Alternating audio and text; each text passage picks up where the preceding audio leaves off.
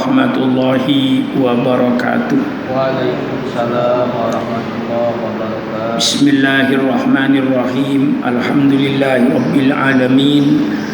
Wassalatu wassalamu ala asyrafil anbiya'i wal mursalin Sayyidina wa habibina wa syafi'ina wa maulana Muhammad wa ala alihi wa ashabihi ajma'in. Subhanaka la ilma lana illa ma 'allamtana innaka antal alimul hakim. La haula wa la quwwata illa billahil aliyyil azim. Amma ba'd. Marilah anak-anakku, kita buka majlis ini dengan membaca surat Al-Fatihah.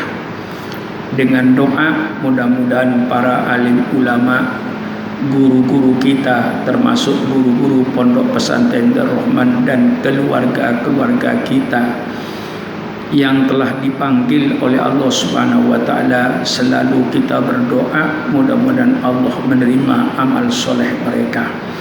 Mudah-mudahan Allah mengampuni dosa mereka, dan mudah-mudahan kita yang dipanjangkan umur selalu mendapat taufik, mendapat hidayah dari Allah Subhanahu wa taala, sehingga kita berjalan di atas jalan yang lurus, jalan yang diridhoi oleh Allah Subhanahu wa taala, jalannya ahli sunnah wal jamaah. Dan mudah-mudahan Allah senantiasa memudahkan urusan kita, baik urusan dunia kita maupun urusan akhirat kita. Dan mudah-mudahan Allah melindungi kita, menjaga kita, menyelamatkan kita dari segala macam musibah, dari segala macam penyakit yang sedang berjangkit di permukaan bumi ini. Mudah-mudahan kita diselamatkan oleh Allah Subhanahu wa taala, dijaga oleh Allah Subhanahu wa taala. Al-Fatihatu bi niyatil qabul wa tamami kulli su'lin wa ma'mulu ala kulli niyatin salihah wa ila hadratin nabiyil mustafa Muhammadin sallallahu alaihi wasallam. Al-Fatihah. A'udzu billahi minasyaitonir rajim. Bismillahirrahmanirrahim. Alhamdulillahi rabbil alamin, arrahmanir rahim, maliki yaumiddin, iyyaka na'budu wa iyyaka nasta'in. Ihdinas siratal mustaqim, siratal ladzina an'amta 'alaihim ghairil maghdubi 'alaihim waladdallin. Amin. Marilah kita lanjutkan membaca kitab Ihya Ulumuddin ini, yang selalu saya katakan mudah-mudahan menjadi rem bagi kita, rem bagi para ulama, rem bagi para mubaligh, rem daripada semua guru-guru agama, untuk dijadikan remnya. Wa qala Isa alaihissalam, berkata Nabi Isa alaihissalam, mathalu ulama isu kamathali sokhratin waqa'at ala famin nahri la hiya tasrabul ma wa la hiya tatrukul ma yakhlusu ila zar'i. Berkata Nabi Isa alaihissalam, mathalu ulama isu, perumpamaan ulama su, ulama yang hanya untuk mencari kepentingan-kepentingan dunia, kamathali sokhratin, itu cuman ibaratkan batu besar, waqa'at yang berada ala famin nahri, yang ada di mulutnya sungai. Batu besar yang ada di mulutnya sungai, bagaimana nasibnya? La hiya tasrabul ma, batu itu tidak bisa minum air itu, artinya tidak bisa mengisap air itu. Wala hiya tatrukul ma, dan dia juga tidak meninggalkan air itu, yakhlusu ila zar'i, sampai kepada tanaman. Jadi menjadi penghalang. Dia sendiri tidak bisa menyimpan air yang namanya batu, juga menghalangi air itu untuk sampai kepada tanaman. Itulah perumpamaan ulama-ulama su itu. Ilmunya tidak bermanfaat, karena dia tidak bisa minum dari air itu, tidak bisa menyimpan air itu, namanya batu besar itu, dan menjadi penghalang untuk sampainya air itu ke tanaman-tanaman. Itu perumpamaan ulama su yang digambarkan oleh Nabi Isa alaihissalam. Wa mathalu ulama isu mithlu qanatil hishi. Perumpamaan ulama-ulama su itu seperti saluran WC. Al-hish itu aslinya itu ada deretan-deretan pohon kurma yang biasanya di bawahnya itu ada aliran air yang digunakan oleh orang kadang-kadang untuk qada'il hajah. Jadi ulama su itu ibaratkan kayak saluran WC. Subhanallah. Dohiruha jisun, tampaknya di luar itu jisun, dicat bagus ya. Apalagi WC zaman sekarang lebih bagus lagi, dari keramik, mengkilat, bagus. Nah, ulama su itu kayak saluran WC itu, dicat putih, bagus. Tapi apa isinya di dalam? Wa batinuhu natinun. Di dalamnya itu kotoran yang berbau. Subhanallah. Ini perumpamaan-perumpamaan yang diberikan oleh ulama-ulama terdahulu, termasuk Nabi Isa yang berkata seperti itu. Jadi ulama su itu kayak saluran WC yang dicat bagus, mengkilat. Ya, apalagi WC kita sekarang ini, baik yang jongkok maupun yang duduk, sudah dibikin dari keramik, sampingnya keramik bersih. Kelihatannya kayak begitu ulama su itu. Ya mungkin naudzubillah ceramahnya bagus, mungkin ilmunya bagus, tapi tidak mengamalkan. Jadi kayak saluran WC yang dibikin dengan tembok yang bagus, saluran yang bagus, cat yang bagus, mengkilat bagus, tapi isinya tetap kotoran, natinun, barang busuk yang berbau. Itu natinun namanya. Wa mathalul kubur, dan ulama su kayak kuburan. Wah, banyak ini. Dohiruha amirun, tampaknya di luar kayak bangunan yang bagus. Wah, apalagi kalau melihat bangunan-bangunan kuburan. Saya pernah masuk di kuburan di Irak, pintunya dari emas, kuburannya dibuat dari emas, tingginya lebih dari 1,5 meter. Orangnya ada di sebelahnya tidak kelihatan. Kadang-kadang saya masuk di kuburan sultan-sultan di Johor, Masya Allah, kuburannya bagus. Kadang-kadang saya melihat kuburan-kuburan yang dibangun, dikasih pagar bagus. Matadul kubur, seperti kuburan. Dohiruha, dohirnya kuburan itu amirun, bangunan yang bagus. Wabatinuha, sedang batinnya, isinya di dalam idhamul mauta, tulang-tulang para mayit-mayit itu. Bagus ini perumpamaannya ini, perumpamaan ulama-ulama su ini. Fahadihi al-akhbar wal athar. Inilah dari hadis-hadis dan dari athar-athar yang menggambarkan tubayyin annal alim, yang menjelaskan annal alim, bahwanya orang alim itu huwa min alladhi huwa min abna'id dunya, orang-orang alim yang menjadi putra-putra dunia, abna'ud dunya, hamba-hamba dunia. Akhosu, lebih hina halan keadaannya, wa asyaddu, dan lebih dahsyat adaban, iqab adabnya, minal jahil, daripada orang bodoh.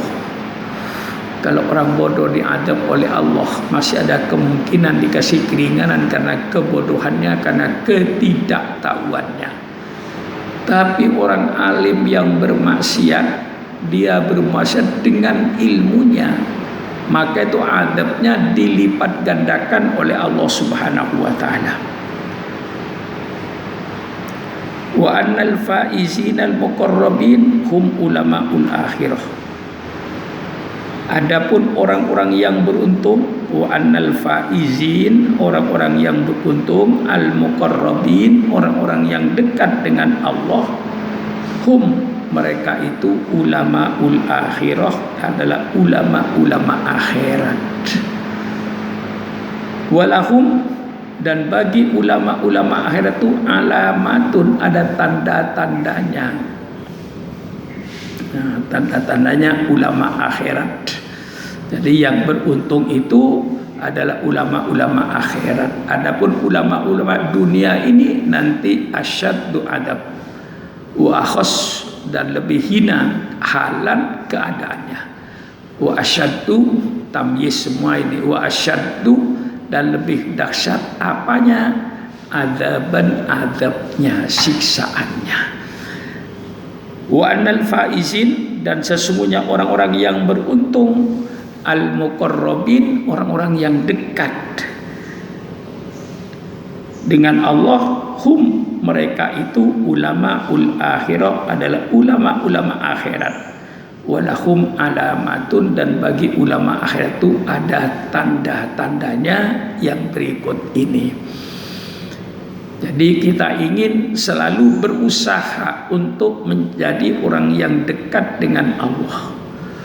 Orang yang dekat dengan Allah itu orang yang beribadat kepada Allah, melaksanakan sholat 5 waktu, dan tidak pernah ketinggalan sholat sunnatnya. Dan ketika sholat bihuduril qalbi, hatinya itu hadir, bukan tidak hadir. Mulai dari niat usolli fardol maghribi mustaqbilal kiblati 3 rakaatin makmuman atau adaan lillahi ta'ala. Ketika niat itu wajib hadirnya, jangan hatinya tidak hadir. Justru niat itu nanti akan menentukan. Maka niat itu menjadi rukun ibadat. Niat itu menentukan sah dan tidak sahnya seorang beribadat. Itu ditentukan oleh niatnya. Oleh sebab itu ketika takbir Allah Akbar hadir dalam hatinya, saya niat sholat maghrib menghadap kiblat 3 rakaat, apa makmuman apa adaan, itu hadir. Jangan tidak hadir ketika takbir itu. Nah, kemudian kita membaca doa iftitah, baca Fatihah, itu hadir hatinya. Bukan hatinya kemana-mana, tidak hadir dengan merenungkan makna apa yang dibaca. Kita ini ketika sholat sedang berhadapan dengan Allah. Maka ketika Rasul ditanya oleh mahwal ihsan, apa sebenarnya perbuatan ihsan yang bagus itu? Anta budallah ka'annaka tarahu wa illam takun tarahu fa innahu yaraka. Orang yang beribadah hadir ketika dia sholat seolah-olah dia melihat Allah. Saya di hadapan Allah. Umpama dia melihat Allah, yakinilah bahwa Allah melihat dia. Nah itu. Maka kadang-kadang kalau orang yang sholat bacaannya tidak beres, terlalu cepat, itu tidak sopan di hadapan Allah itu. Dia sedang berhadapan dengan Allah. Baca Fatihah yang benar, baca surat yang benar. Ketika ruku yang benar, subhana rabbiyal azimi wa bihamdih, subhana rabbiyal a'la wa bihamdih. Ketika duduk di antara 2 sujud, itu semuanya doa untuk diri kita semua. Inni wajjahtu Rabbi ufirli warhamni waj'burni warfa'ni warzuqni wahdini wa'afini wa'fu'ani. Ucapkanlah seolah-olah engkau berada di hadapan Allah dengan sopan. Nah, maka kadang-kadang saya tidak ngerti tarawih model Jawa Timuran, model Madura. Sholat tarawih itu enggak ada tumak ninanya sama sekali. Allahu Akbar, Allahu Akbar, Allahu Akbar. Nah, itu seperti itu. Faminha, maka di antara tanda-tanda ulamaul akhirah, famin alamat, maka dari tanda-tanda alamat alla yatlubad dunya bi ilmihi,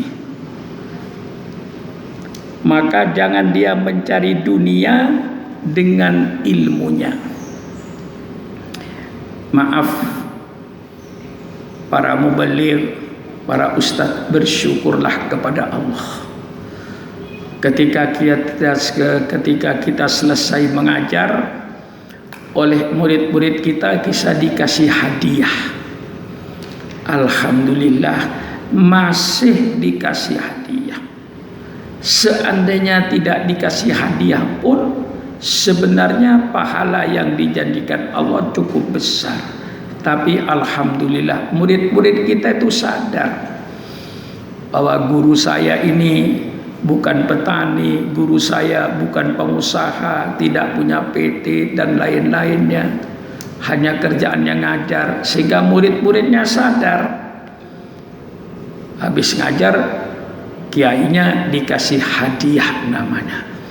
Namanya hadiah ya tergantung kepada yang memberi hadiah. Di dalam sebuah hadis Rasulullah Shallallahu Alaihi Wasallam bersabda, la yakul to'amaka illa takiyun. Hadis Riyadhus Shalihin ada itu, la yakul to'amaka illa takiyun. Jangan makan rezekimu itu kecuali orang-orang yang bertakwa kepada Allah. Maka saya anjurkan kepada orang-orang Islam yang mempunyai usaha supaya berkah usahanya, sisipkan sebagian kecil daripada pendapatannya untuk nanti supaya dimakan oleh orang yang bertakwa kepada Allah. Insya Allah rezekinya berkah. Yang makan rezekinya orang yang sujud kepada Allah, yang makan rezekinya orang yang bertakwa kepada Allah, yang makan rezekinya orang yang tahajud tiap malam, yang makan rezekinya orang-orang yang menjalankan perintah Allah. Berkah rezekinya itu. Oleh sebab itu Rasulullah bersabda, la yakul to'amaka illa takiyun.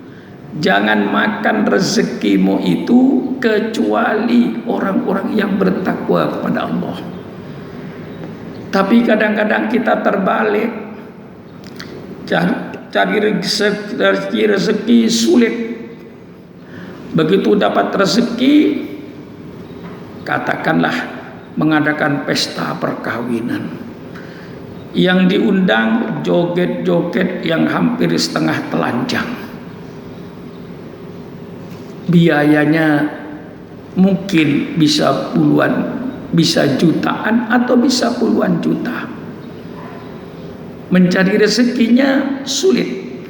Dapat rezeki dimakan oleh orang yang tidak sholat, dimakan oleh orang yang mabuk-mabukan. Kasihan kepada orang yang mencari rezeki semacam itu. Alangkah berkahnya mencari rezeki, kemudian disisipkan sebagian rezekinya supaya nanti dimakan oleh orang-orang yang bertakwa kepada Allah. Insya Allah rezekinya berkah. Faminha, maka di antara tanda-tanda ulama akhirat, la yatlub ad-dunya bi ilmihi. Jangan mencari dunia dengan ilmunya. Usikum wa iyaya binafsi bikitabullah. Hai para mubaligh, tolong jangan pasang tarif. Kalau kau pasang tarif, berarti kau sudah menjual ilmunya untuk kepentingan dunia. Tidak usah pasang tarif, insya Allah murid-murid butuh paham. Dikasih hadiah, alhamdulillah. Hadiahnya kecil tapi berkah. Tentu inginnya hadiahnya besar, berkah. Kalau besar tidak berkah, lebih baik yang kecil tapi berkah rezeki itu. Itu yang kita cari. Nah, maka jangan sampai usikum wa iyaya binafsi bitaqwallah, untuk tidak pasang harga. Kalau ulama-ulama pasang harga mengundang sekian puluh juta, kasihan musola-musola di RT-RT di tepi-tepi sungai itu, yang musolanya saja sangat sederhana. Tidak mungkin untuk mengundang ulama yang pakai tarif itu karena tidak mampu masyarakatnya. Kasihan. Kalau ulamanya tidak pasang tarif, insya Allah bisa ngaji di musola yang kecil, di kampung, bisa ngaji di masjid, bisa ngaji di kantor gubernur.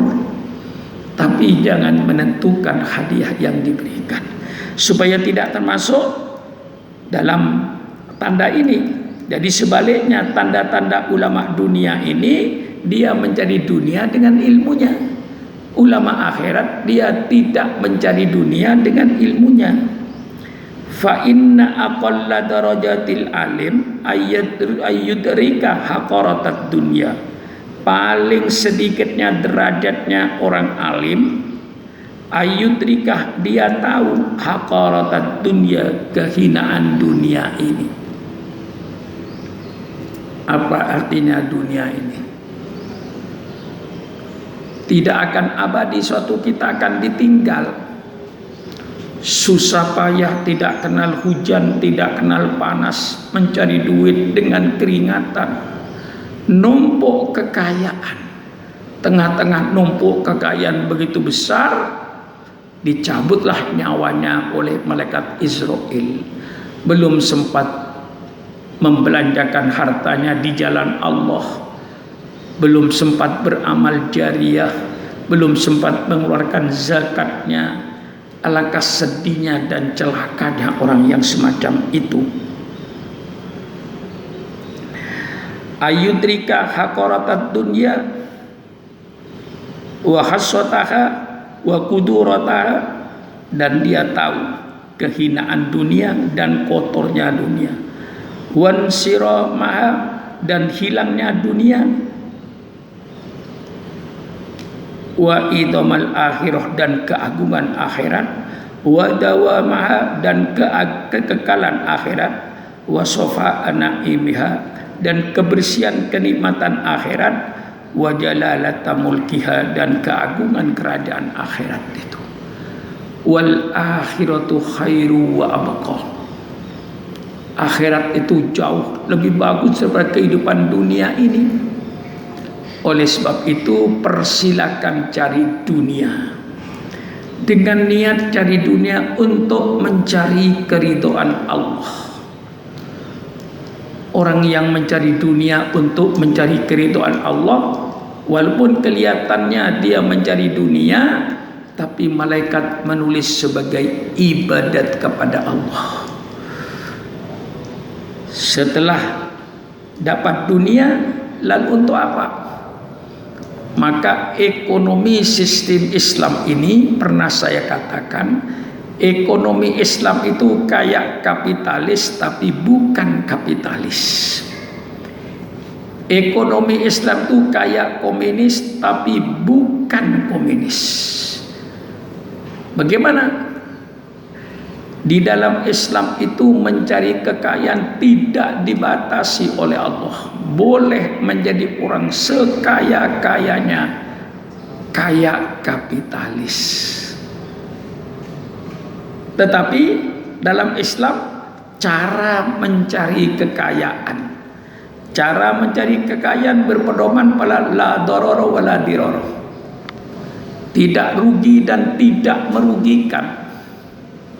Jangan karena kita mencari dunia merugikan orang lain, itu tidak dibenarkan oleh Islam. Cari, diperintah oleh Allah. Fa idza qudiyatis sholatu fantasiru fil ardi wabtaghu min fadlillah wadhkurullaha katsiran la'allakum tuflihun. Kalau kau sudah selesai sembahyang Jumat, bertebaranlah kau di permukaan bumi ini untuk mencari rezeki Allah. Wadhkurullah, dan ingatlah kepada Allah. Jadi dalam ekonomi Islam ini, kayak kapitalis, orang tidak dibatasi kekayaannya, boleh cari kekayaan sebanyak-banyaknya, tapi dengan cara yang halal. Masya Allah, tidak merugikan orang lain. Subhanallah, alangkah indahnya ekonomi Islam. Tolong cari tandingannya. Kemudian setelah menumpuk kekayaan, indah ekonomi Islam ini, kemana kekayaannya itu disalurkan. Tolong carikan sistem ekonomi yang lebih bagus daripada Islam. Carilah kau kekayaan sekaya-kayanya dengan cara yang halal, jangan merugikan orang. Setelah kau kaya, ingat di belakang rumahnya ada janda miskin apa tidak? Di samping rumahnya ada anak yatim apa tidak? Kadal fakru ayyakuna kufran, hampir-hampir kemiskinan menyeret mereka kepada kekufuran. Kalau ada tetangga kita pindah agama karena kemiskinannya, maka orang kaya yang ada di situ yang akan dimintai pertanggungan jawab oleh Allah. Setelah kaya, lihat di samping rumahnya ada anak yatim, ada janda-janda miskin. Lihat sekitar rumahnya ada pembangunan masjid, ada pembangunan pesantren. Subhanallah, saya kira tidak ada ekonomi yang lebih bagus daripada ekonomi Islam ini. Menyuruh orang jadi orang kaya dengan cara yang halal. Setelah kaya, subhanallah, mestinya orang kaya berkata begini, mestinya, alhamdulillah masih anak-anak yatim. Pintu surga dibuka bagi orang kaya untuk lewat pintunya anak yatim masuk surga. Orang kaya berkata, alhamdulillah masih ada janda-janda miskin. Pintu surga dibuka untuk orang kaya lewat pintu janda. Alhamdulillah masih ada pembangunan masjid. Orang kaya bisa masuk surga lewat pintu masjid. Alhamdulillah masih banyak pembangunan madrasah-madrasah, pesantren-pesantren. Masuklah kau orang kaya lewat pintu pesantren, lewat pintu masjid, lewat pintu anak yatim, lewat pintu fakir miskin. Masya Allah, apa ada ekonomi yang diatur lebih bagus dari Islam? Tolong tunjukkan kepada saya. Ya, bukan menantang. Ini artinya saya mengemukakan bahwa ekonomi dalam Islam ini kayak kapitalis tapi bukan kapitalis, kayak komunis dibagi-bagi tapi bukan kayak komunis. Dibagi-bagi sesuai dengan peraturan Allah, baik lewat zakat, lewat infak, lewat amal jariah, ada macam-macam infak itu.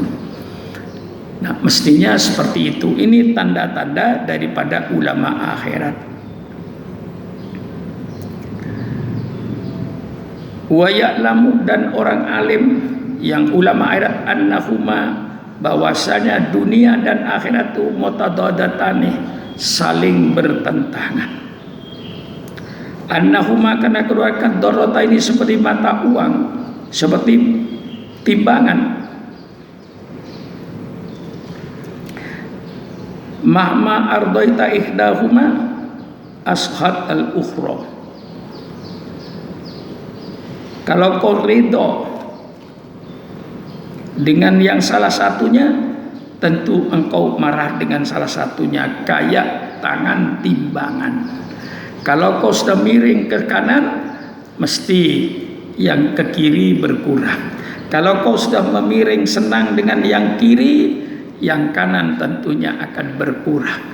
Kalau kau sudah terlalu cenderung kepada dunianya, maka akhirnya kadang-kadang menjadi kau tinggal. Sebaliknya, kalau terlalu kau ridho, senang dengan dunianya, akhiratnya ditinggal. Terlalu senang dengan dunianya, mabuk dunianya, akhirnya ditinggal. Itulah ibaratnya. Kalau kau senang dengan salah satunya, tentu benci dengan yang lain. Nah, kedua-duanya Islam mengatur. Dalam sebuah hadis Rasulullah bersabda, laisa minna man tarakat dunya li akhiratihi wala akhiratahu li dunyahu, atau kama qala Rasulullah sallallahu alaihi wasallam. Tidak termasuk golonganku orang yang sibuk dengan dunianya sehingga meninggalkan akhiratnya, lupa sholat 5 waktu, lupa halal, lupa haram karena sibuk untuk menumpuk kekayaan. Itu tidak termasuk golonganku, kata Rasul. Dan tidak termasuk golonganku juga orang yang terlalu sibuk dengan akhirnya, dikir sholat, keluarganya tidak dipikirkan, istrinya tidak dipikirkan, anaknya tidak dipikirkan. Apa kata Rasul? Hatta yusyaba minhuma jami'an. Termasuk golonganku yang menimpa keduanya. Akhiratnya bagus, dunianya bagus. Ini yang dicari oleh Islam. Fid dunya hasanah, di dunia bagus, ekonominya bagus, zakatnya bagus, infaknya bagus, amal jariahnya bagus, sholatnya bagus, hartanya banyak. Itu namanya fid dunya hasanah. Di dunia yang bagus kedua-duanya. Hatta yusiba minhuma jami'an. Dan Islam ini menyuruh umatnya untuk bekerja sungguh-sungguh. Tidak ada perintah yang setengah-setengah, itu tidak ada. Dalam sebuah hadis yang lain, Rasulullah bersabda, "I'mal lidunyaka ka'annaka ta'ishu abada." I'mal lidunyaka, kerjakan oleh itu kepentingan duniamu seolah-olah engkau akan hidup terus. Gimana ya? Enggak tahu. Nah, tapi ingat lagi, wa'mal li akhiratika, dan berbuatlah engkau untuk akhiratmu, ka'annaka tamutu wadan, seolah-olah engkau mau mati besok pagi. Gimana kalau kamu mau mati besok pagi? Istighfar terus. Bagaimana kau mau hidup terus? Cari duit terus. I'mal lidunyaka ka'annaka ta'ishu abada. Kerjakan oleh kau untuk duniamu seolah kau mau hidup terus. Tapi wa'mal li akhiratika, kerjakan oleh kau untuk akhiratnya, seolah-olah kau mau mati besok pagi. Wa annahuma, bahwasanya dunia dan akhirat itu kakafatil mizan, seperti tangannya timbangan. Fama rajat ihdaha khaffat ukhra, tatkala berat yang sebelah tentu ringan yang sebelah. Itulah dunia ini.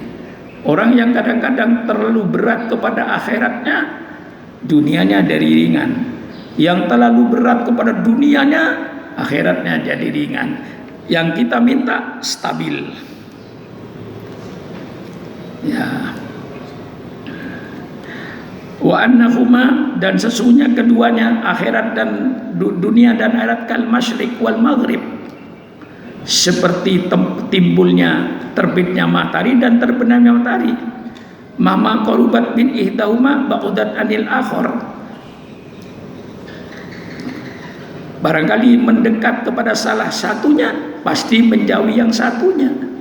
Mendekat ke timur menjauhi barat, mendekat ke barat menjauhi timur. Nah, itulah ibaratnya di sini percontohannya. Wa annahuma, bahwasanya dunia dan akhirat ini kakodahini, seperti dua gelas. Ahaduma mamluun wal akhar fariun, yang satu penuh, yang satu kosong. Fabi qadri ma tasubu minhu fil akhar atta yamtali yafrughul al akhar, maka sekedar yang kau tuangkan ke gelas itu, ya, tasubu minhu fil akhar, kepada yang lain, hatta yamtali, sehingga penuh, maka kosonglah gelas yang satunya. Itulah ibaratnya, supaya orang alim mengerti hal yang semacam itu. Kayak gelas isi air, kalau ini dituang ke sebelah sini, ini menjadi kosong, tuang sebelah ini menjadi kosong. Tapi bagaimana supaya seimbang kedua-duanya? Maka dalam tafsir wa ja'alnakum ummatan wasata, yang mungkin agak sedikit berbeda, ya, apa saya yang salah, apa dia yang benar, Allahu a'lam bishawab. Tapi yang saya baca, wa ja'alnakum ummatan wasata, Allah jadikan engkau umat wasata, yang tengah-tengah. Tidak terlalu miring ke akhiratnya sehingga meninggalkan dunianya, dan tidak terlalu ke dunia-duniaan sehingga hilang akhiratnya. Tapi hendaknya wasata, dunianya diperoleh, akhiratnya diperoleh. Itu adalah, itu yang semestinya. Nah, inilah di antara tanda-tanda ulama akhirat dan ulama dunia ini. Masih panjang tanda-tandanya ini, karena sudah masuk maghrib, ya, ini malam 29, mudah-mudahan malam Lailatul Qadar, ya, karena malam Lailatul Qadar isyaratnya ganjil. Nah, kalau Madinah itu cenderungnya Lailatul Qadar malam 27, kalau Mekah malam ini penuh. Kalau tidak ada pandemi corona, itu kalau tidak masuk waktu maghrib, isya nggak dapat tempat. Saya pernah, Masjidil Haram itu ditutup, pintu ditutup, jendela ditutup, karena penuhnya malam 29 ini. Mudah-mudahan malam ini malam Lailatul Qadar. Anak-anakku saya anjurkan nanti tarawihnya apa, supaya lebih khusyuk, lebih bagus, dan kalau perlu nanti malam jangan tidur, sembahyang tahajud. Sekian saja. Wassalamualaikum warahmatullahi wabarakatuh.